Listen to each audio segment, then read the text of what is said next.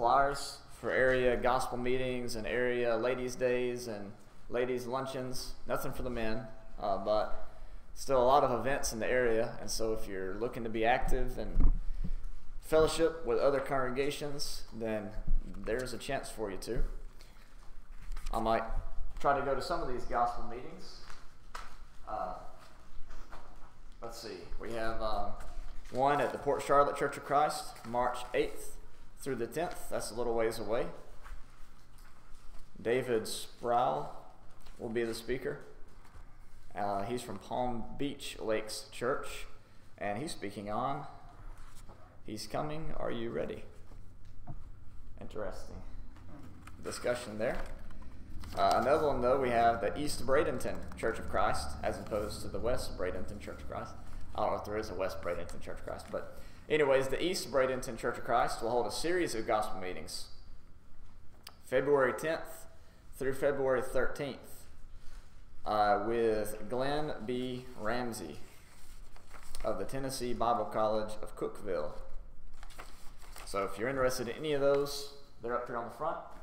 And last, but certainly not least, we have a ladies' brunch Saturday, January 26th at the Church of Christ of Venice.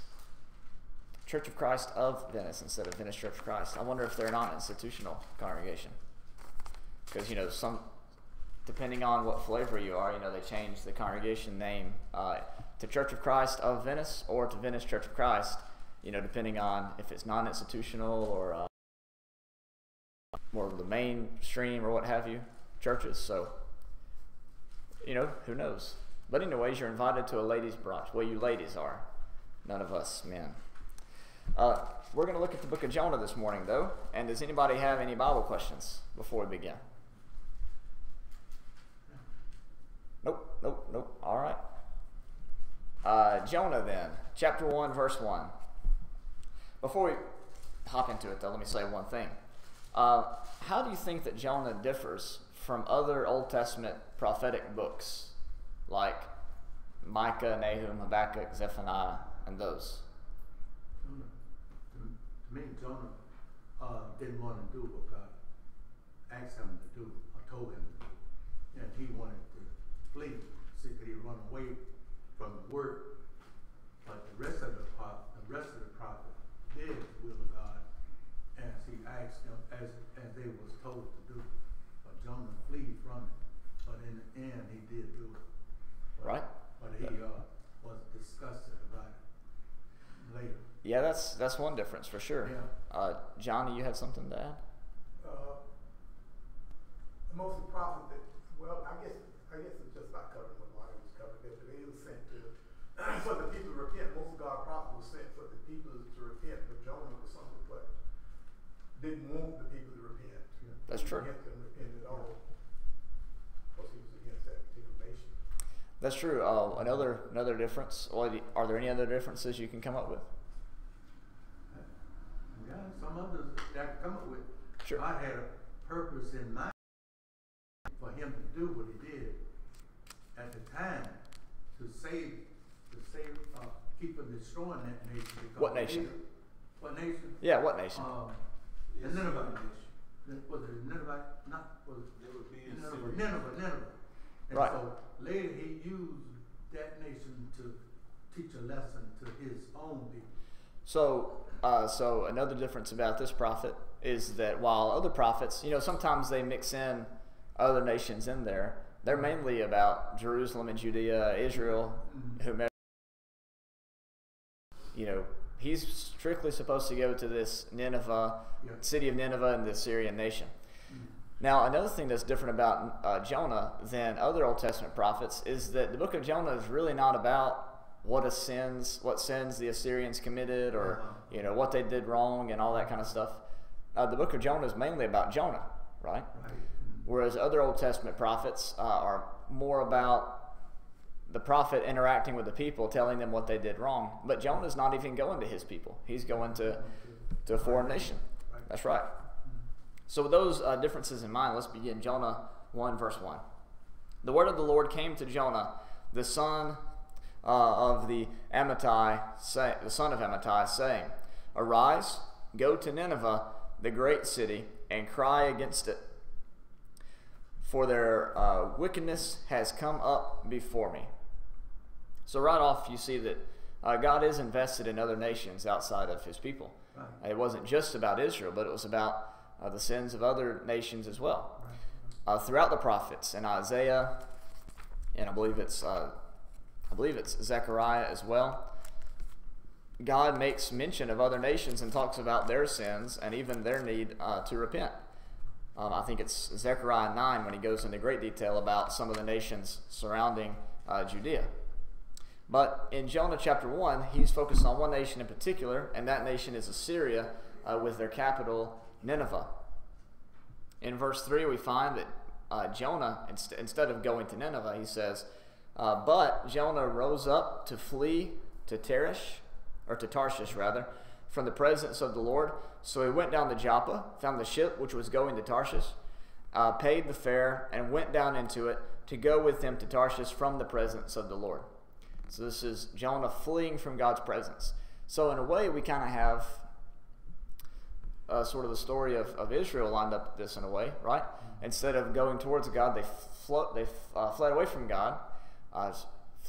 Flowed. You know, they fled away from God, away from his. Lonnie? Yeah, it's the same way today.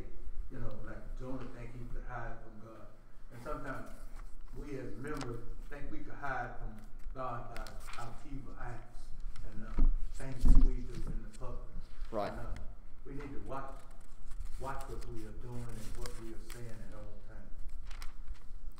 Yep, that's right.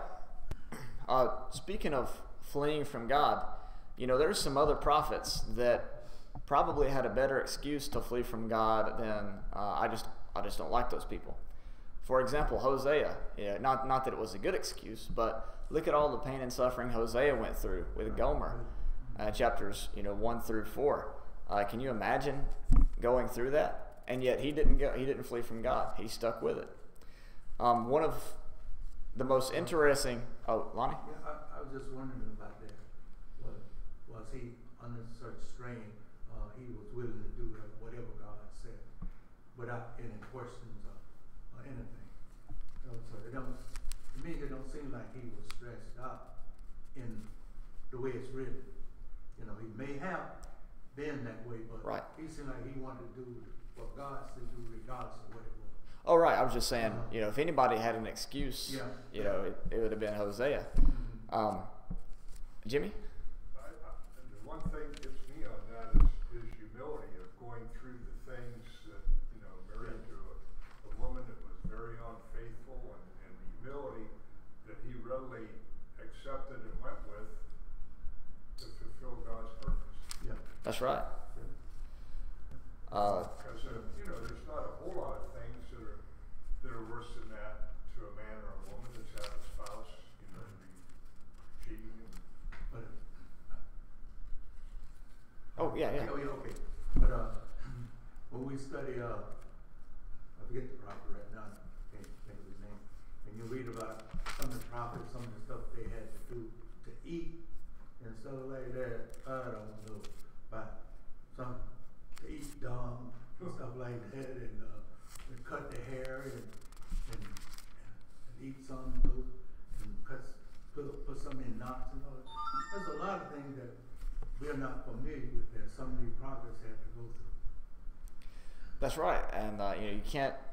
And also, they had with them constantly, like Paul did, the emotional turmoil of watching their brothers and sisters, of their nation, not follow God. That was a huge part of it as well. There's another one that I want to show you. I don't have my tablet with me today, but in Amos chapter 7 and verse 14. This is one of the more funny passages in the Bible. We'll study this in a couple of weeks, of course, but in Amos chapter 7, beginning in verse, you can really begin in verse 10, but just notice verse 12. He says, "Then Amaziah said to Amos, 'Go, you seer, flee away to the land of Judah, and there eat bread, and there do your prophesying.'" In other words, stop prophesying here. That's what he says in verse 13.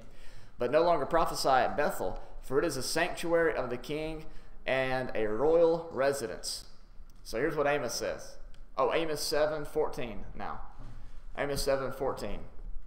Then Amos replied to Amaziah, I am not a prophet, nor am I the son of a prophet, for I am a herdsman and a grower of sycamore figs. But the Lord took me from following the flock, and the Lord said to me, Go prophesy to my people Israel. Now hear the word of the Lord. You are saying, You shall not prophesy against Israel, nor shall you speak against the house of Isaac. Therefore thus says the Lord, Your wife will become a harlot in the city, your sons and your daughters will fall by the sword, your land will be parceled up by a measuring line, and you yourself will die upon unclean soil. Moreover, Israel will certainly go from its land into exile. Now Amos was one who, he basically just says, look, you're telling me where to go, where to prophesy, but listen, I was just minding my own business, tending to the flock, tending to the sycamore figs, and here comes God telling me I need to come talk to you. So you take that up with God. I'm just the messenger. Don't shoot the messenger. And so Amos is another one that I think of who maybe could have said, now God, I appreciate the message, but look at all these sheep. Look at all these sycamore figs that I have to tend to. And yet he went. He just went. I did what God wanted him to do. Now Moses was a little bit more resistant, but he eventually got a bit of encouragement. Basically, after God saying, I've answered every one of your questions, you better get over there before you're dead, basically. So, Moses eventually, he got up and did it, but Jonah didn't. Right. Jonah had this message to go, and he went the opposite way. Instead of going to Assyria, he's going to flee down to Tarshish from the presence of the Lord. Kind of takes you back to the garden a little bit too, doesn't it? So in verse 4 we see that the Lord hurled, Jonah chapter 1 verse 4, the Lord hurled a great wind on the sea, and there was a great storm on the sea, so that the ship was about to break up. Then the sailors became afraid, and every man cried to his God. Now notice that they're not followers of Jehovah, they're worshipers of other gods. And they threw the cargo which was in the ship into the sea to lighten it for them. But Jonah had gone below into the hold of the ship, laying down and fallen sound asleep. That's right. So the captain approached him and he said, How is it that you're sleeping? Get up, call on your God. Perhaps your God will be concerned about us so that we will not perish. Now, if you think to the New Testament, that seems very familiar, doesn't it? When Jesus was asleep in the ship and the disciples come and basically say, Why are you sleeping? We're all about to die here. And so in verse 7, each man said to his mate, Come, let us cast lots, so that we may learn on whose account this calamity has struck us. So they cast lots, and the lot fell on Jonah. That's a very interesting way to look at the world, is it not? Basically, they're calling on their false gods.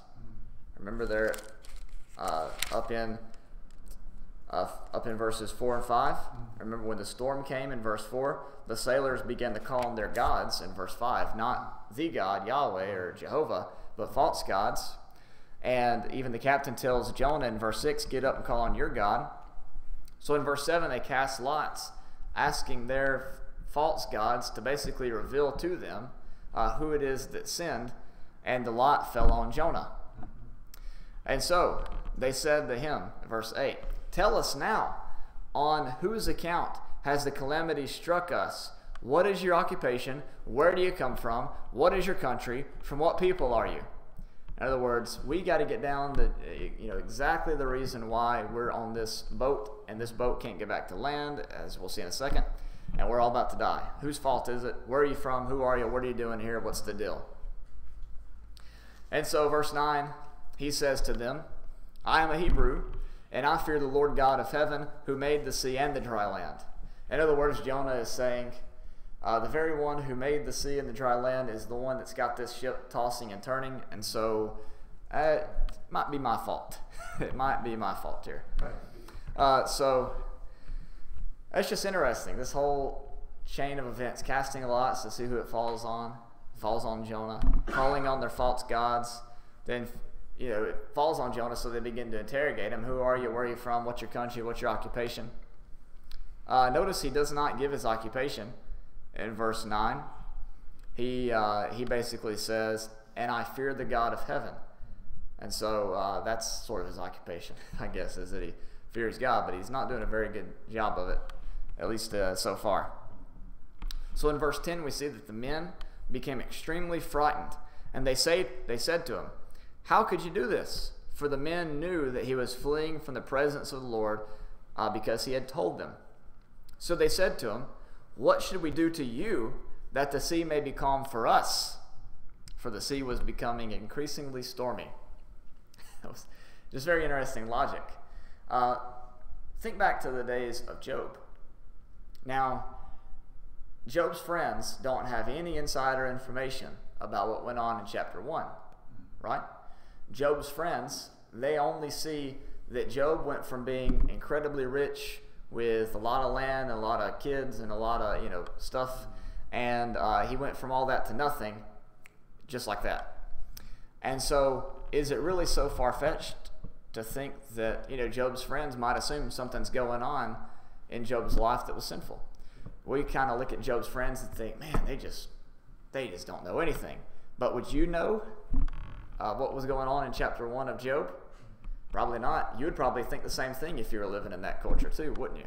Now we understand that the rain falls on the just and the unjust. But when you look at Jonah 1, this is their thought process. Well, somebody must have done something bad. Look back at Joshua. That was their thought process. When they lost the battle at Ai, they go in there, they lose, and they say, well, somebody did something bad. What's going on? And so whenever Job goes through all those difficulties, do you reckon we're going to study Job in a couple weeks? You see how this works? We talked about Jonah. It's because it's on my mind, and so we're kind of getting towards that. But anyways, Job goes through all these difficulties, and his friends offer up perfectly biblical explanations. You must have sinned. You must have done this. You must have done that. They just didn't know. They didn't get the inside look like we did, though. So don't place too much fault on Job's friends. They're just trying to do what they try to do. I guess the point of Job is that sometimes we can search for a reasonable explanation, but you're not going to find one just using the logic of this world. Jonah 2, verse. Let's see, where are we at now? 12. Okay. So here's Jonah's solution. Might be 11. Might be 11. It's 11 or 12. We'll read 11 just to make sure. So they said to him, "What should we do to you that the sea may become calm for us?" For the sea was becoming increasingly stormy. He said to them, "Pick me up and throw me into the sea. Then the sea will be calm for you. For I know that on account of me, this great storm has come upon you." Now Jonah, he's made some pretty bad choices, but this is a pretty noble, courageous, thoughtful, brave decision that he's made here, right? I mean, being willing to sacrifice himself for his people that are on the boat with him, his, brothers in distress. And so Jonah offers up himself for the good of those on his boat, and then is in the belly of the whale for 3 days before coming out of what he calls Hades. Donna? He didn't want to go to Nineveh to start with. Right. That's the argument with God. He's on the boat asleep, showing some faith in God, getting him there to do what he was being sent for. The storm comes, and he sees another way out. He don't have to go if the storm will cause the people on the boat to throw him in. His job is done. Yeah. But it's not just that. It's still a building of faith and trust in God for him to do what he's sent to do. The same for us today. For us to keep our faith there and do what we're to do.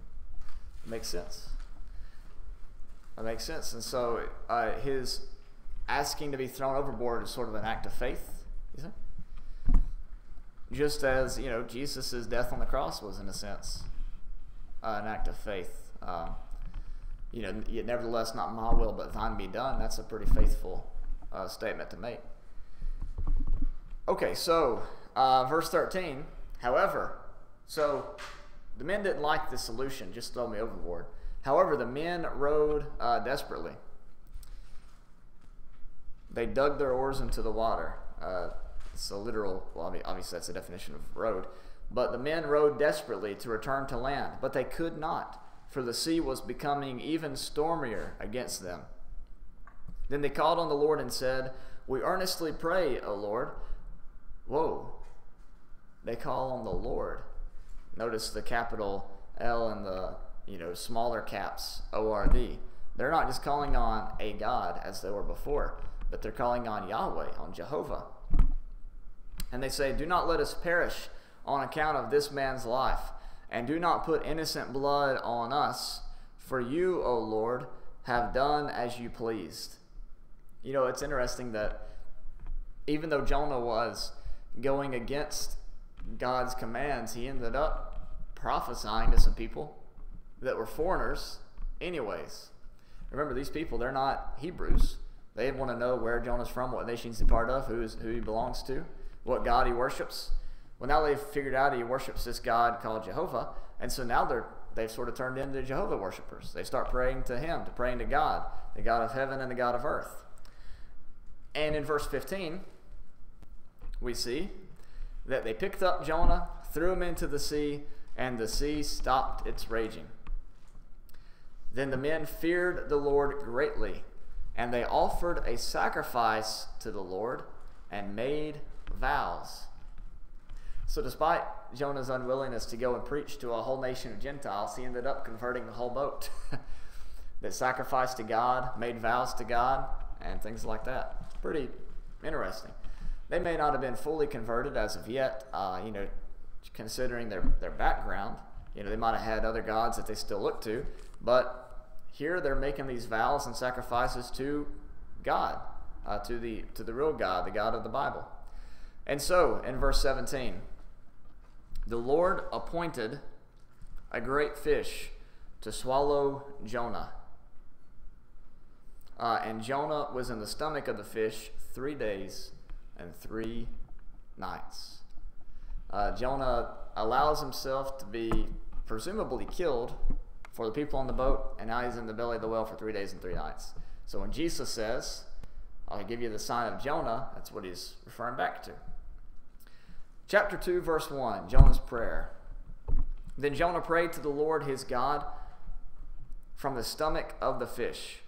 And he said, "I called out of my distress to the Lord, and he answered me." He answered me.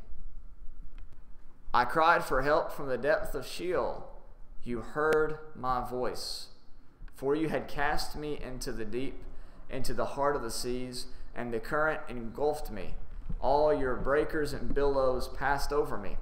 So I said, I've been expelled from your sight. Nevertheless, I will look again towards your holy temple. Water encompassed me to the point of death. The great deep engulfed me. Weeds were wrapped around my head. I descended to the roots of the mountains. The earth with its bars was around me forever. But you've brought up my life from the pit, O Lord my God." So just to look at verses 1 through 6, we can kind of tell, this, especially since Assyria is existing, this is sometime after David. This is when the nation of Assyria was ruling and reigning. So this is, 723 BC or so, maybe before that, up until 606 BC. So this is when this is going on. And Jonah considered himself dead. He's in the pit of Sheol. He's cast into the deep. He was basically dead and expelled from God's sight. And yet he says in verse 4, "Nevertheless, I will look again towards your holy temple." Yes, ma'am, Miss Lillian. Every time I hear about Jonah or somebody read about Jonah, I always feel amazed that he didn't suffocate, and he must have been awake and alert because he was praying. Well, he was praying while he can't be sleeping praying. So, and it's just amazing that he didn't. The first thing came to my mind, he should have been suffocated in there. Yeah, you think so, but he was able to hold his breath long enough for the fish to come get him. Now, if it was cold, he could have held his breath for longer. I think one thing you look at is that God prepared. He prepared a great fish. Right. So God fixed everything in there to where,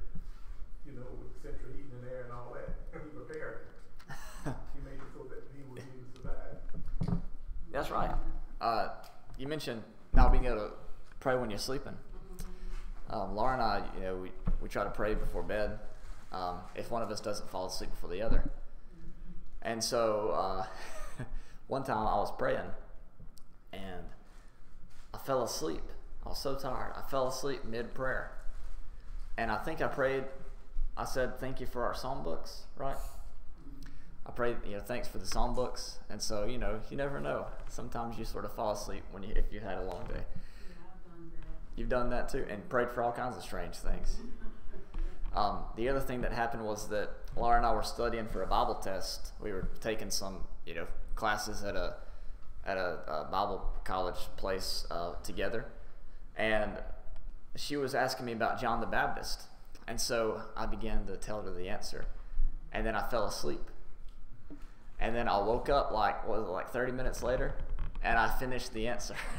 So you never know. That's me, because I couldn't remember whether I had, told the Lord that this was in His Son's name. So I went back and prayed again, and then I said it in His name. Have you ever had to give a PS after a prayer? Some people do that and don't realize they're having what you might call a Pettimore seizure. Oh. They would be just saying something, and then all of a sudden they stop right in the middle of it. Then they come back to their senses and they finish what they were saying. Yeah, I'm pretty sure I was asleep because it was it was late at night. So, but some people do have that problem, and they call it a Pettimore seizure. Donna. We can see this being the providence of God doing its work. And Oh, of course. We could even look at it as a miracle, and the fact that he was in there for 3 days. God had a purpose for him to be there that long. It was not only to prove to Jonah his ability to follow through with what he'd been told to do, but it was to tell those around him, those he was being sent to. It was to build all their faith in God, not their statues and icons that they were praying to. That's right. And think about if you look at this. Okay, so you have to ask the question. Why was this book included into the Bible? It's a fun story to read, but if you think about it in terms of Israel's captivity, here they are in Syrian captivity. They got to be pretty upset about that, right? And even Judah in Babylonian captivity. And why are they there? Because they, like Jonah, left the presence of God. And yet, here they can find consolation reading this book, knowing that, hey, Jonah prayed, he asked for forgiveness, he repented, and even though he stayed in that well for 3 days, God eventually allowed him to go out, have a second shot. And so this offers encouragement to them in their time, knowing that even though they were being in the belly of the whale, so to speak, they had a chance to come out and to repent and things like that as well. Lonnie? Yeah, I was just thinking there's a lot of things in the New Testament refer to these incidents that happened with Jonah too, and so there's a lot of other stuff that happened in this, but him running away from God, I think we need to pay close attention to that, because we cannot, regardless of what we do, run away from God. He knows everything, and we need to, like I said before, we need to start watching a lot of stuff that we have been doing, and don't think nobody knows about it. That's right. That's the one thing about a small town, is that everybody knows you somehow, right? And then, but somehow you keep everything to yourself and keep them hurting people's feelings. Anybody else? All right, let's take a look here. All right, Jonah chapter 2 and verse 6, he says, I descended to the root of the mountains. The earth with its bars was around me forever, but you've brought up my life from the pit, O Lord my God. He says in verse 7 of Jonah 2, while I was fainting away, I remembered the Lord, and my prayer came to you, into your holy temple. Those who regard vain idols forsake their faithfulness, but I will sacrifice to you with the voice of thanksgiving. That which I have vowed, I will I will pay. Salvation is from the Lord. So just really interesting here. He said, they had this idea that when they prayed, their prayers went to the temple. It's kind of interesting, huh? As if it was going to the temple and to where God dwelled. In verse 8, he says, "Those who regard vain idols forsake their faithfulness." What do you think about that? Is he taking a shot at the people on the boat? Maybe not. But still, he's declaring here the supremacy of God over idols, right? And finally, he says in verse 9, "I will sacrifice to you with the voice of thanksgiving. That which I have vowed, I will pay. Salvation is from the Lord." So does this mean that Jonah was a Levite? Or does it mean that Jonah was going to have a priest offer up a sacrifice on his behalf? Because remember what happened whenever Saul offered up a sacrifice. Oh, yeah, yeah. Right, so you kind of wonder what tribe Jonah belonged to. All we have is that he was the son of Amittai. All right, after this prayer, verse 10 says, "Then the Lord commanded the fish, and it vomited Jonah up onto dry land." So now Jonah, after 3 days and 3 nights, has, in a sense, been resurrected. At least that's the way that Jesus looks at it in Matthew chapter 12 and elsewhere. All right, now we have chapters 3 and chapter 4, and we'll see if we can move through those as well. Jonah 3. "Now the word of the Lord came to Jonah the second time." Here's this chance number 2, saying, "Arise, go to Nineveh, the great city, and proclaim to it the proclamation which I am going to tell you." So Jonah arose and went to Nineveh, according to the word of the Lord. Now Nineveh was an exceedingly great city, a 3 days walk. So, 3-day journey, that's what I'm saying. Yeah, 3-day journey walk. So you have 3 days again, by the way. Just interesting to point out. Lonnie? The next verse is yeah, a lot of people have a problem with this verse and the next one because some people believe that Jonah was somewhat went to Nineveh. He did this in 3 days in 1 day. You know what I'm talking about? But it said Jonah went a 3-day journey in 3-day journey in 1 day or something. I think that's how it went. Jonah was walking to the middle of Nineveh, the way my understanding is, and proclaiming the word. I think it wasn't him going, took him 3, he was there, oh boy. Here's what I think the point is. I was going to draw it out, but I think what he's saying is that it took him, where he was, where that fish spat him up, it would take him 3 days to get to Nineveh, and then 1 day going all around Nineveh teaching the... Yeah, but that's the point I was trying to bring out. I said Jonah went a 3-day journey. That meant he walked into Nineveh. Nineveh was a big place, and people don't realize that Nineveh was a large place, and the point is that he went 3-day journey into the center of Nineveh and preached the word of God. That's what I understand. Johnny, you were going to say something? I hope that's where one is coming from. The distance, it was a 3-day journey through that. And then I don't think it was saying it took 3 days to go through it. The day's journey was so far. And when he came into Nineveh, he went that first day's journey, the distance of that first day's journey, not 3 days to get from one end. I think it was there was a certain distance between, for a day. Right. Okay, I see what you're coming from there. So, all right. So, the point I was trying to say, I don't know about anybody getting it. Nineveh is a big place of a 3-day journey in there, covering Nineveh. Right, a 3-day diameter. Right. On the first day, going through preaching the word. Okay, yeah, that makes sense. Mm-hmm. If you just go through one city and preach the word for 1 day and it's a 3 days walk, it's going to spread, right? Yeah. So he says in verse 4, Then Jonah began to go through the city one day's walk, and he cried out and said, "Yet 40 days." Another biblical number, right? You had the 40 days of the rain with Noah. You had the 40 years wandering in the wilderness. Moses was 40, 40, 40. Okay, verse 5. "Yet 40 days and Nineveh will be overthrown. Then the people of Nineveh believed in God, and they called a fast and put on sackcloth from the greatest to the least of them. When the word reached the king of Nineveh, he arose from his throne, laid aside his robe from him, covered himself with sackcloth, and sat on the ashes. He issued a proclamation, and it said, 'In Nineveh, by the decree of the king and his nobles, do not let man, beast, herd, or flock taste a thing. Do not let them eat or drink water.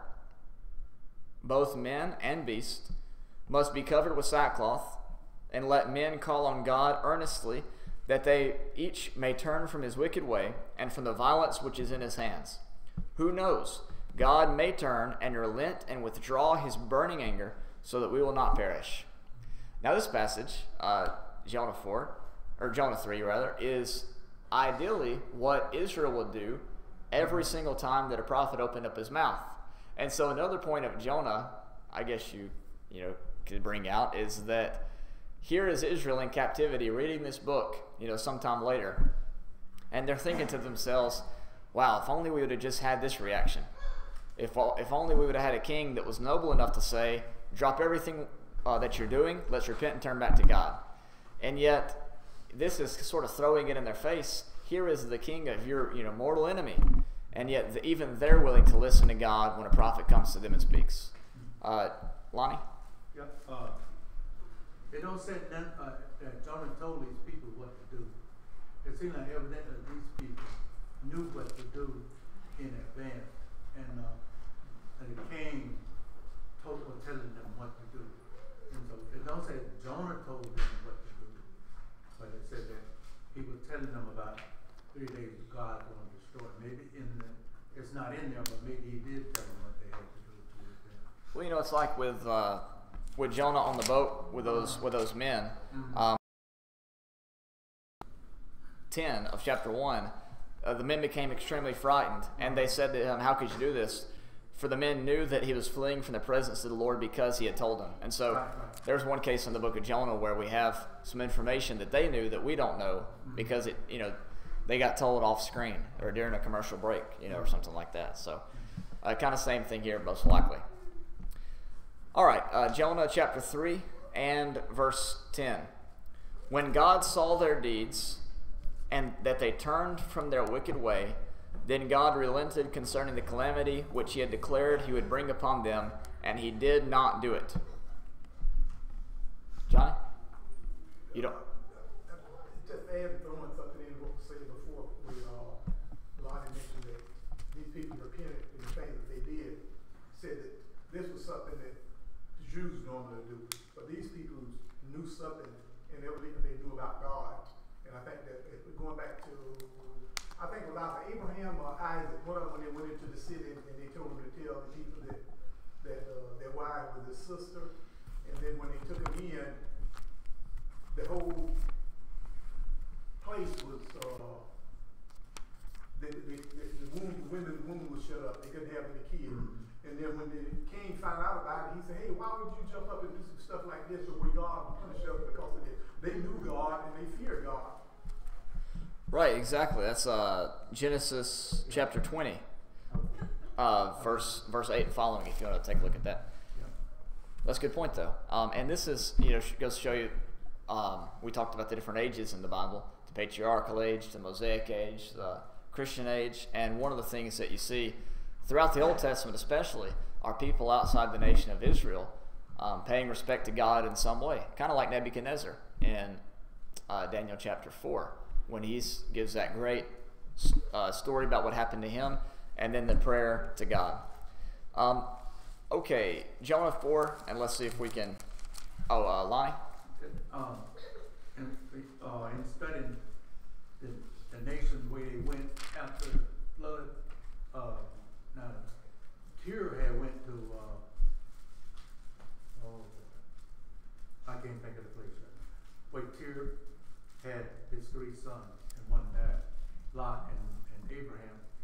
calling from her. But a lot of Shem family had moved into that area.